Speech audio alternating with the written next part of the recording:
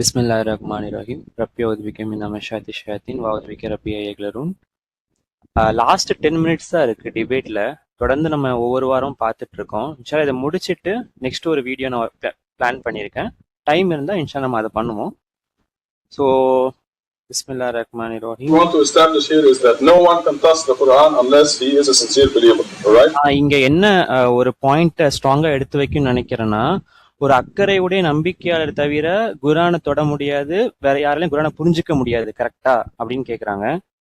If you are a sincere believer, the Quran says, Abdul கேக்குறாரு, அப்ப நீங்க அக்கறையுடைய நம்பிக்கையாளரா இருந்தா அதுக்குன்னு நீங்க அல்லாஹ்வின் தூதர் ஆயிருவீங்களா அப்படின்னு அவர் கேக்குறாரு. I am a sincere believer will not lie and say I'm a messenger of God.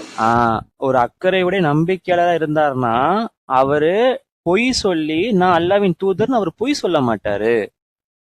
If you are a sincere believer, a messenger of God. If you are a sincere believer, you will not lie about God. திருப்பியும் அவர் கேக்குற அந்த கொஸ்டினை, நீங்க அக்கறையுடைய ஒரு நம்பிக்கையாளர் இருந்தா அதுக்கு நீங்க அல்லாஹ்வின் தூதர் ஆயிருவீங்களா அப்படின்னு கேக்குறாங்க. திருப்பி அஷாத் சொல்றாங்க, ஒரு அக்கறையுடைய நம்பிக்கையாளர் அல்லாஹ்வை பத்தி பொய் சொல்ல மாட்டாங்க. நான் கரெக்ட் தானே? இல்லன்னு சொல்றாரு. நீங்க நான் திருப்பி சொல்றேன், நல்லா கவனிங்க அப்படின்னு திருப்பி ரிப்பீட் பண்றாரு. அதை will not lie about God. Is this correct? அக்கறையுடைய நம்பிக்கையாளர் அல்லாஹ்வை பத்தி பொய் சொல்ல மாட்டாங்க, கரெக்டா தப்பா? Yes, right. அவர் ஆமான்னு ஒத்துக்கிறாரு.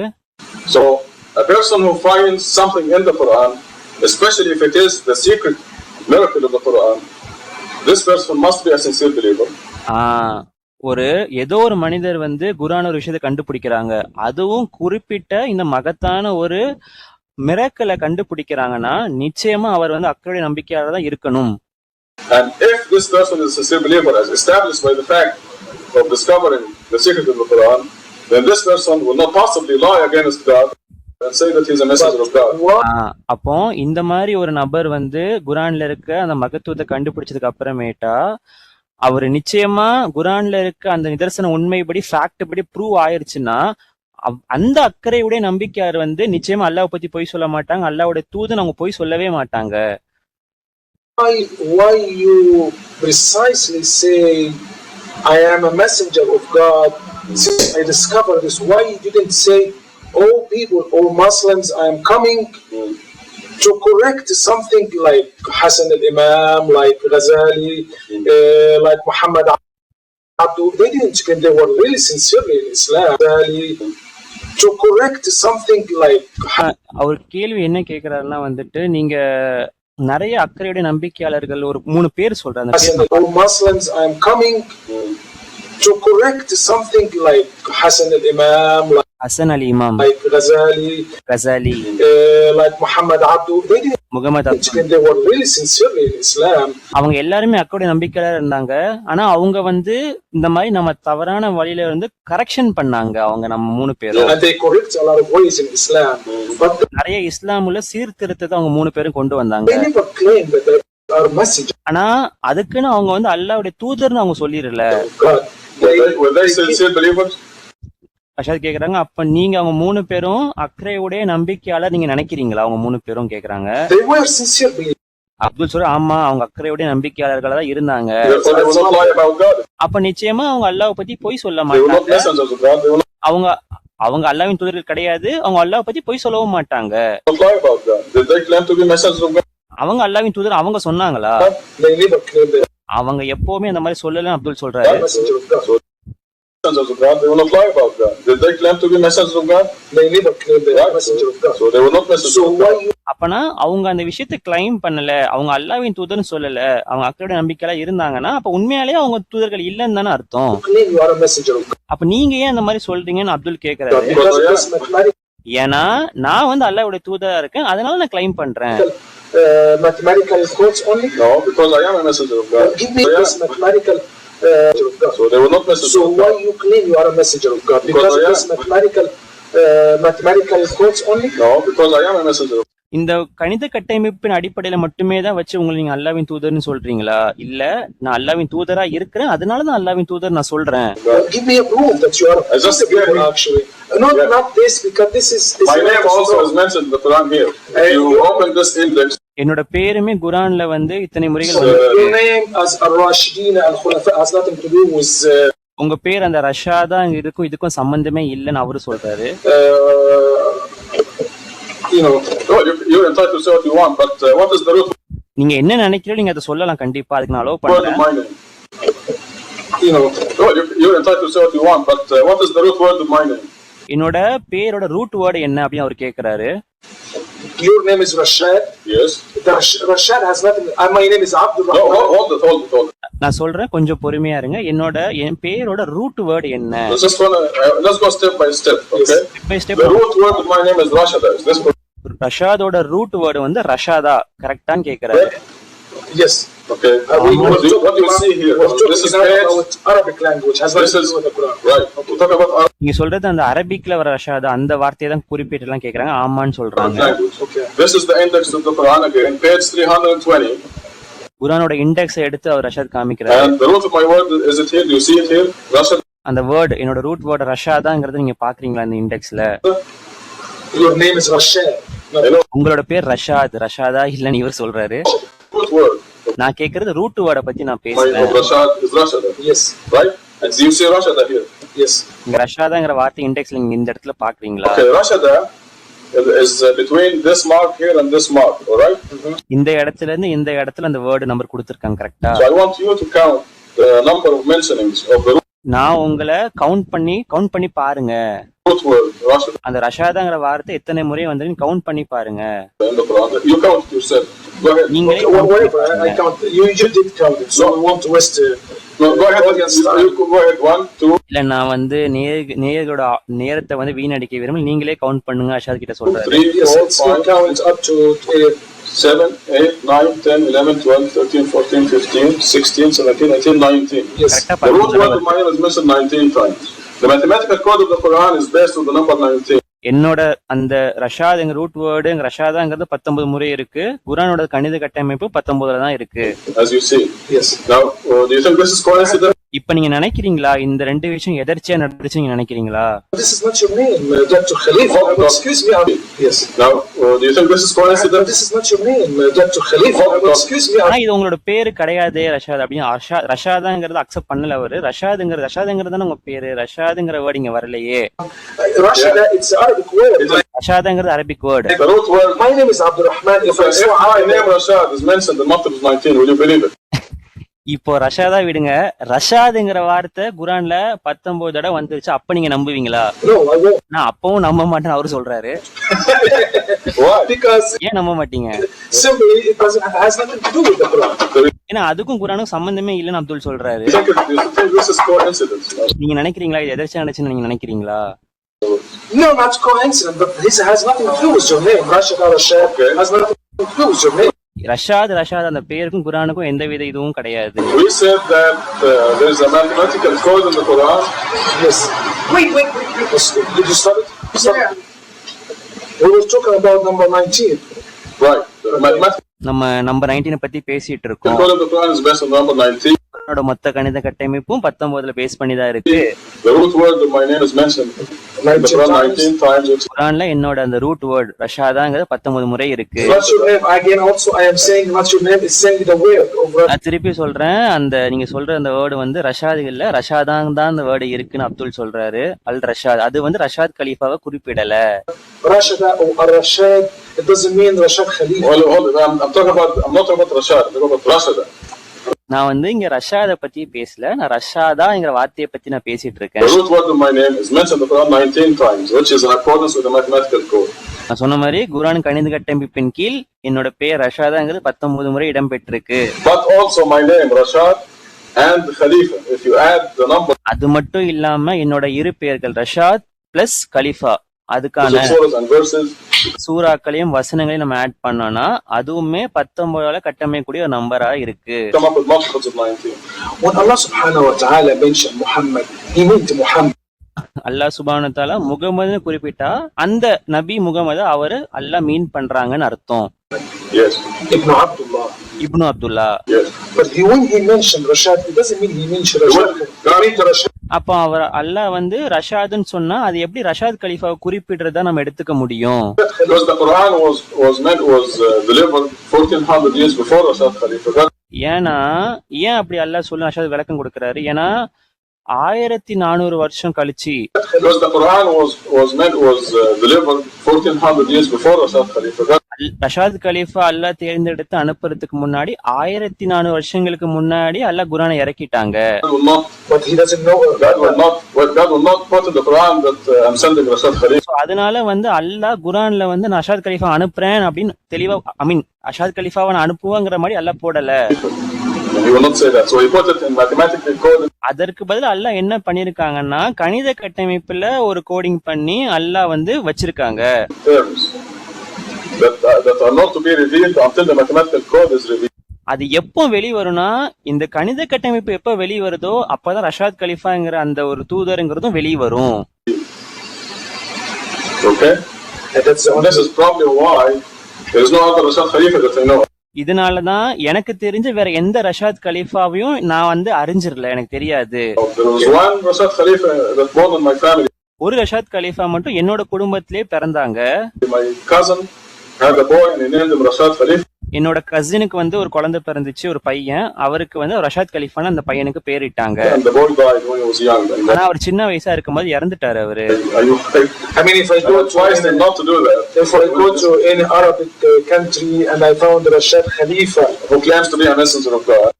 அப்ப அப்துல் கேக்குறாரு, அப்ப நான் எந்த ஒரு அரபி நாடுல போயிட்டு ரஷாத் கலீஃபா அப்படின்னு ஒருத்தர் கண்டுபிடிச்சிட்டாருன்னா அப்படின்னு அவர் சொல்றதுக்கு ரஷாத் சொல்றாரு, அவங்க அல்லாஹ்வின் தூதர்னு அவங்க சொன்னாங்களா? No, any Rashad Khalifa. இல்ல, நான் எந்த ரஷாத் கலீஃபாவையும் ஏதோ ஒரு ரஷாத் கலீஃபா நான் எடுத்துக்கிறேன் அப்படி அப்துல் சொல்றாரு. Nobody lives in this world by name Rashad Khalifa but you. I don't know anyone named Rashad Khalifa but me.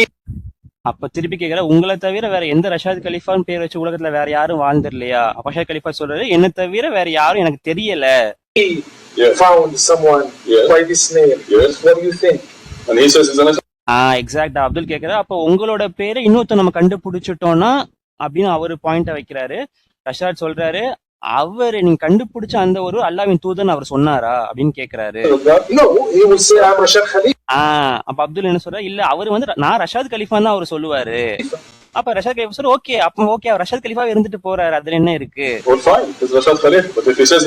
ஆனா அவர் அல்லாஹ்வின் தூதர்னு சொன்னாதான் நம்ம யோசிக்க வேண்டிய இடத்துல நம்ம யோசிக்க அந்த பாயிண்டே வரும். நீங்க கண்டுபிடிச்ச அந்த ரஷாத் கலீஃபான்னு ஒரு பேருடைய அந்த நபர் அவர் அல்லாஹ்வின் தூதன் அவர் சொன்னாரா?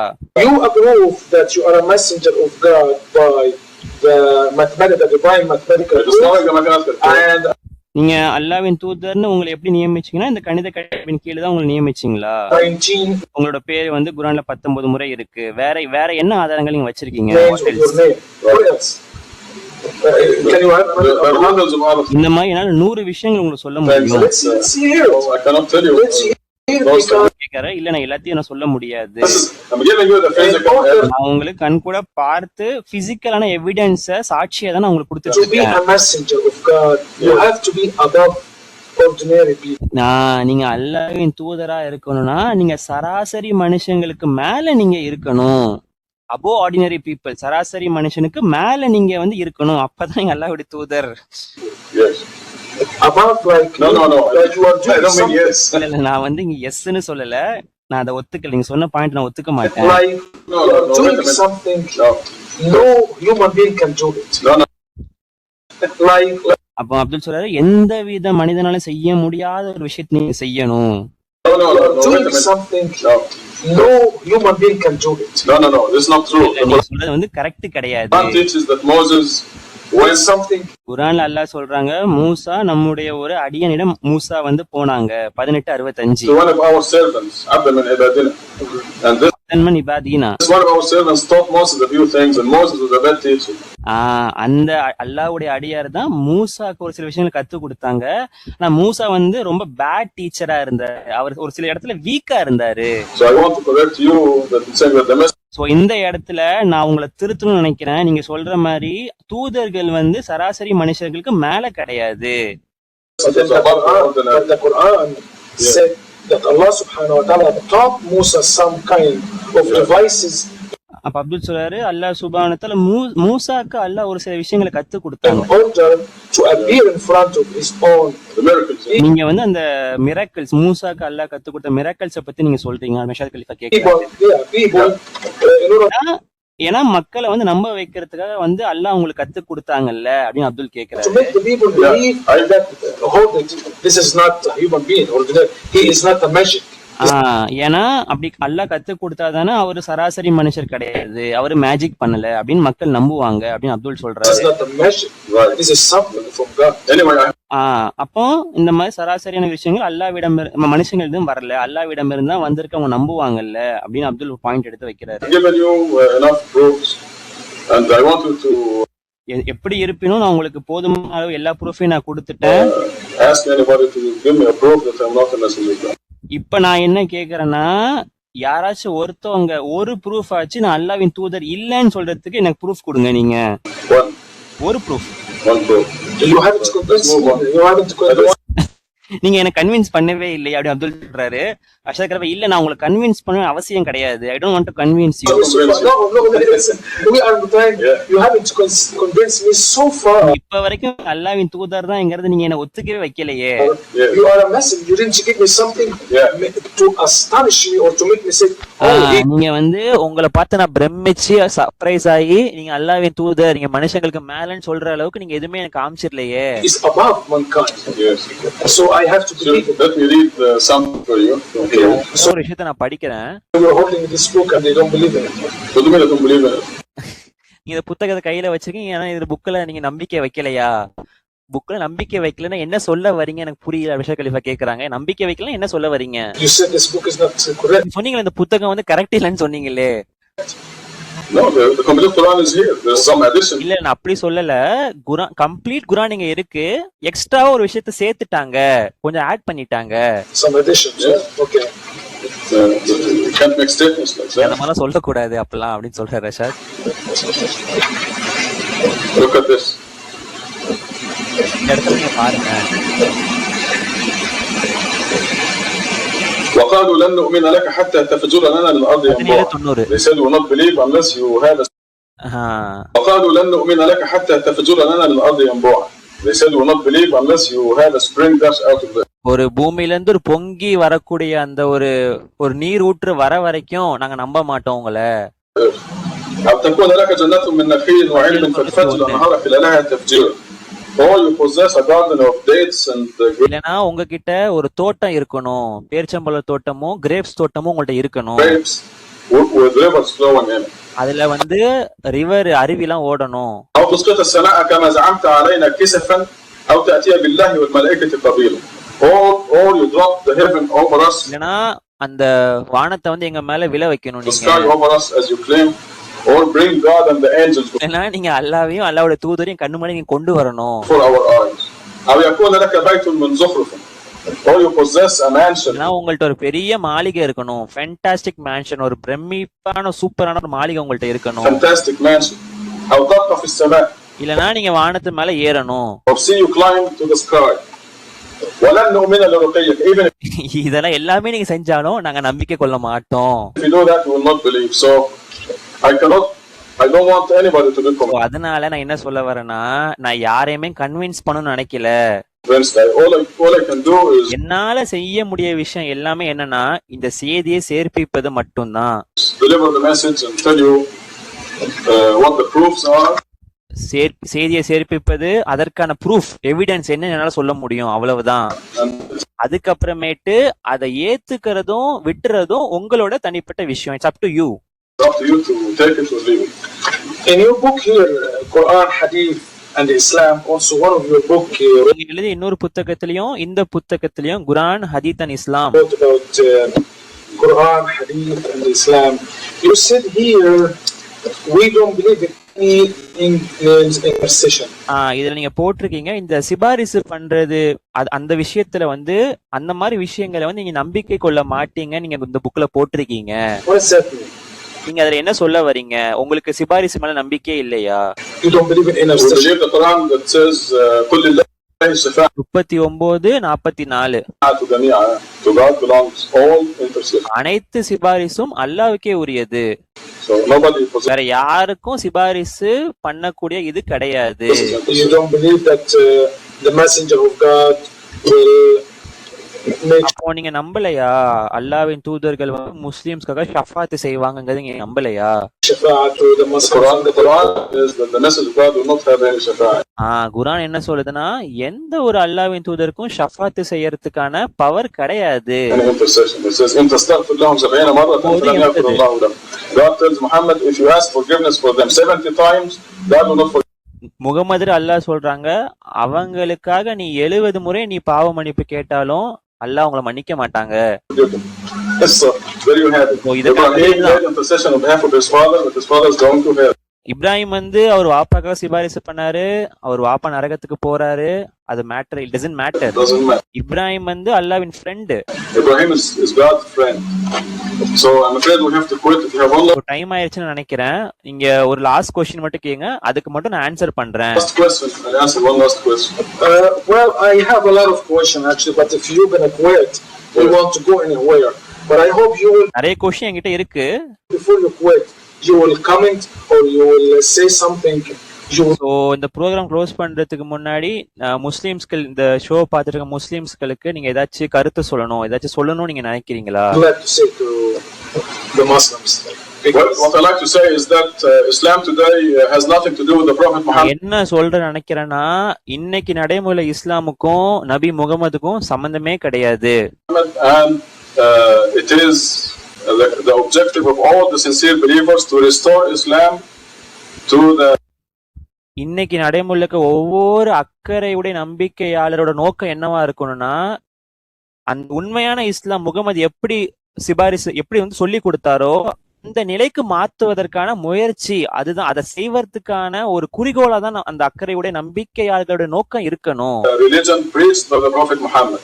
As I mentioned in this program, the Muslims around the world are not doing anything correctly. சொன்ன மாதிரி இன்னைக்கு நடைமுறை முஸ்லிம்ஸ் எதுவுமே கரெக்டா செய்யல. Everything is wrong. The adhan, the ablution, the salat, அதான், அப்ளியூஷன், உது, சலாத், ஜக்காத், ஹஜ், நோன்பு எல்லாத்தையும் தப்பா தான் செய்யறாங்க. zakat, the hajj, the fasting, everything is done not according to the teaching of the Prophet Muhammad. நபி முகமது சொன்ன அந்த படிப்பினையில இவங்க எந்த விஷயத்தையும் இவங்க செய்யல. That came to குரான்ல சொன்ன மாதிரி அவங்க எந்த விஷயத்தையும் அவங்க செய்யல. us in the Quran. And it is the objective to restore Islam to its original pristine purity as preached by the Prophet. அந்த இறுதி நபியான முகமது சொன்ன அந்த உண்மையான இஸ்லாமுக்கு, அந்த பழைய நிலைக்கு, ஒரு தூய்மையான இஸ்லாம் அந்த பழைய நிலைக்கு கொண்டு போறது ஒரு நோக்கமா இருக்க வேண்டும் ஒவ்வொரு அக்கறையுடைய நம்பிக்கையாளருக்கும். Muhammad, the final prophet. Assalamu alaikum wa rahmatullah. அஸ்ஸலாமு அலைக்கும் வரஹ்மத்துல்லாஹ். Thank you, Dr. Khalifa, and I really appreciate your time. So thank you சொல்லி இந்த ப்ரோக்ராம் முடிக்கிறாங்க. ஒரு 5 நிமிஷம் இருக்கு, நான் அடுத்த வீடியோ பண்றேன். பிஸ்மில்லாஹிர் ரஹ்மானிர் ரஹீம்.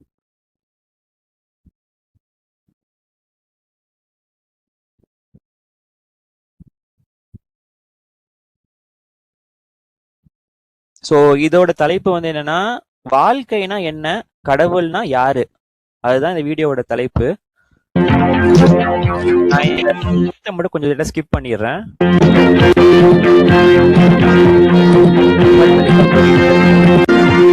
ப்ரொடியூசர், வாழ்க்கைனா என்ன? Not war. The biggest problem in the world today is not war. It is not disease. இன்னைக்கு உலகத்துல இருக்க மிகப்பெரிய பிரச்சனை வந்து போர் கிடையாது, Cancer, நோய் கிடையாது, கேன்சர் கிடையாது, எய்ட்ஸ் கிடையாது, AIDS, and so on. It is not children starving in Africa or in some other parts of the world. குழந்தைகள் வந்து பசி பஞ்சத்துல ஆடுகள்லயும் வாடுறது பிரச்சனை கிடையாது. பஞ்சம் வந்து பிரச்சனை கிடையாது, கிரைம், குற்றம் வந்து பிரச்சனை கிடையாது. And it is not crime. The biggest problem in the world today is that people do not know who they are. இன்னைக்கு உலகத்துல இருக்க பெரிய பிரச்சனை என்னன்னா மக்களுக்கு அவங்க யாருன்னே முதல்ல தெரியல. And consequently, they got their priorities all mixed up. அதன் விளைவாக மட்டுமே தான் அவங்களோட முன்னுரிமைகள் வந்து பயங்கரமா குழம்பி போயிருக்கு. You ask the average person, who are you? And they will look in the mirror and they will say, this is me. ஒரு சராசரி மனுஷர்கிட்ட போயிட்டு நீங்க யாரு அப்படின்னு நீங்க கேட்டீங்கன்னா அவங்க கண்ணாடிய பார்த்துட்டு இதுதான் நானு அப்படின்னு அவங்க சொல்றாங்க. And they are wrong. அது தப்பு. When you look in the mirror, you do not see yourself. நீங்க கண்ணாடியில பாக்குற அந்த பிம்பம் அது நீங்க Quote, கிடையாது. You see your body. உங்க உடலை தான் நீங்க அதுல And பாக்குறீங்க. your body is simply a garment that you are wearing for 50 or 100 years. இந்த உடம்புங்கிறது ஒரு ஆடை மாதிரி தான். ஒரு 50 வருஷத்துக்கோ 100 வருஷத்துக்கோ நம்ம உடுத்திருக்கோம். அதுக்கப்புறமேட்டா நம்ம அத Then you விட்டுருவோம் அந்த shed it. ஆடைய. You know, it's a matter of common sense. There is a difference between a living body and a dead body. இப்ப நான் சொல்ற இந்த விஷயம் ஒரு பொது அறிவான விஷயம் தான். ஒரு உயிருள்ள ஒரு உடலுக்கும் இறந்த உடலுக்கும் டிஃபரன்ஸ் இருக்கு, வேற்றுமை இருக்கு. The living body is full of vitality and spark, and when it dies, the spark is gone. ஒரு உயிருள்ள ஒரு உடம்புக்கு ஆற்றலும் துடிப்பும் இருக்கு. ஆனா இறந்து அப்புறமேட்டு உடம்பு ரொம்ப ஸ்டிஃபா கடினமா ஆயிருது. ஒரு ஒரு உட்டு மாதிரி, ஒரு கட்டை மாதிரி And ஆயிருது. becomes stiff, just like a piece of wood. And we know that something is gone. That அப்போ அத நம்ம என்ன உணர்றோம்னா ஏதோ ஒரு விஷயம் அந்த உடலை விட்டு போயிருச்சு. person is gone. அந்த உண்மையான அந்த நபர் போயிட்டாரு. So we can easily agree that a person consists of a body and a soul. So இத வச்சு நம்மளால ஈஸியா ஒரு விஷயத்தை ஒத்துக்கொள்ள முடியும். ஒரு மனிதர் என்பவர் உடலும் ஆன்மாவும் தான். And the soul is the real person. அந்த ஆன்மா தான் உண்மையான அந்த நபர். And this is where the people fail to recognize who they are. இந்த இடத்துலதான் மனிதர்கள் நம்ம யாருங்கிறத அவங்க உணர அவங்க தவற விட்டுறாங்க. If they knew that the body is not them, they will rearrange their priorities. அவங்க இந்த இடத்துல இந்த உடல் நான் இல்ல அப்படின்னு அவங்க புரிஞ்சுக்கினாங்கன்னா அவங்க ஆட்டோமேட்டிக்கா அவங்களோட முன்னுரிமையை அவங்க சரியா வச்சுப்பாங்க. அதை மாற்றி அமைச்சுப்பாங்க. And they will pay more attention to themselves, their selves, not அவங்க மாற்றி அமைச்சுப்பாங்க. தங்களை கொண்டு கவலை, மோர் அட்டென்ஷன் டு themselves, அவங்கள பத்தி யோசிக்க ஆரம்பிப்பாங்க. themselves-னா அவங்க உடம்ப பத்தி இல்ல, அவங்கள பத்தி அவங்க யோசிக்க ஆரம்பிப்பாங்க. their bodies. A person goes to school for many years, works hard, takes examinations. ஒரு நபர் பல வருஷங்களா ஸ்கூலுக்கு போறாங்க, கஷ்டப்படுறாங்க, எக்ஸாம் எழுதுறாங்க. And even after school he gets a job to make some money. And school முடிச்சதுக்கு அப்புறமேட்டும் ஒரு வேலைக்கு போறாங்க, பணம் சம்பாதிக்கிறாங்க, அப்படியே போயிட்டே so இருக்கு. on. All this to care for the body. இவங்க செய்யற எல்லா விஷயமுமே அந்த உடலை பாத்துக்கிறதுக்காக செய்யக்கூடிய விஷயங்களா இருக்கு. A vanishing entity that will become stiff, dead. ஏதோ ஒரு நாள் ஒரு உட்டு மாதிரி ஸ்டிஃபா கடினமா ஆகக்கூடிய அந்த மறைஞ்சு போகக்கூடிய அந்த உடம்புக்கு தான் இவ்வளத்தையும் அவங்க செய்யறாங்க. Someday. And when that day comes, almost everyone will look at that lifeless body and say, for this thing, I went to school, I worked hard. அப்ப என்ன பண்றாங்க, அந்த நாள் வரும்போது மனிதர்கள் எல்லாரும் அந்த உயிரே இல்லாத உடலை பார்த்து, இந்த உடலுக்காக தான் நான் ஸ்கூல் போனேன், நான் கஷ்டப்பட்டேன், நான் I took எக்ஸாம் எழுதினேன், examinations, I earned a lot of money, and I spent it all to care for this thing. நான் பணம் சம்பாதிச்சேன், நான் எல்லாமே செஞ்சேன். எதற்காகனா இந்த மறைஞ்சு போகக்கூடிய இந்த கடினமா இருக்கக்கூடிய இந்த உடலுக்காக நான் இவ்வளத்தையும் செஞ்சிருக்கேனே. This vanishing, stiff part of me, what did I do for myself? எனக்காக நான் என்ன செஞ்சேன்? There is something that we must do. அப்போ ஒரு சில விஷயங்கள் சம்திங் நமக்காக நம்ம செய்யணும். And this is what life is all about. இதுதான் வாழ்க்கை. We have to rearrange our priorities, and this cannot result without knowing that I am a body and a soul. நம்மள உணரும் போது நான் இந்த உடல் ஆன்மா அப்படிங்கறத நம்ம ஃபர்ஸ்ட் உணர்ந்தாதான் நம்மளோட முன்னுரிமைகளை நம்மளால மாத்தி அமைச்சிக்க முடியும். அந்த விஷயம் நமக்கு புரியாத வரைக்கும் நம்மளால முன்னுரிமைகளை மாத்தி அமைச்சிக்க முடியாது. And I must put the body in the service of the soul.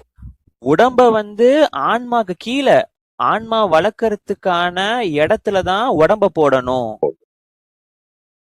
To drive the point home, just take an average person and ask him or her, what did you feed yourself today? ஒரு கருத்தை உங்கள்ட்ட ஆழமா பதிய வைக்கிறதுக்காக நான் சொல்றேன். ஒரு சராசரி மனுஷிட்ட போய் நீங்க கேளுங்க, உங்களுக்கு நீங்க இன்னைக்கு என்ன உணவு அளிச்சீங்க? What did you feed your soul today? உங்க ஆன்மாக்கு நீங்க என்ன உணவு நீங்க கொடுத்தீங்க? என்ன ஃபீட் பண்ணீங்க? Let's start with the question, what did you feed your body today?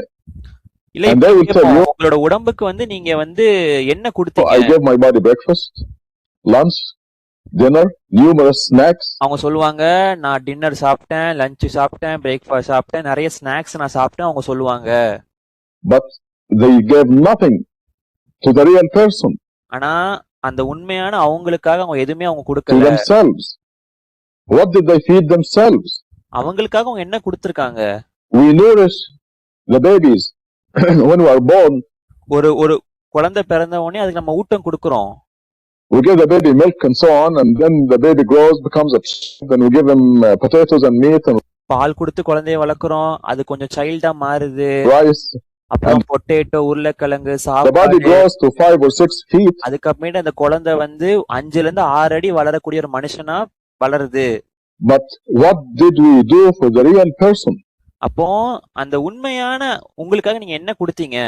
This is the major question that we're addressing right now. இப்போ நம்ம பேசல ஒரு முக்கியமான கேள்வி வந்து இந்த கேள்விதான், உங்களுக்காக நீங்க என்ன கொடுத்தீங்க? This அல்ஹம்துலில்லாஹ். இன்ஷா அல்லாஹ் தொடர்ந்து பார்ப்போம்.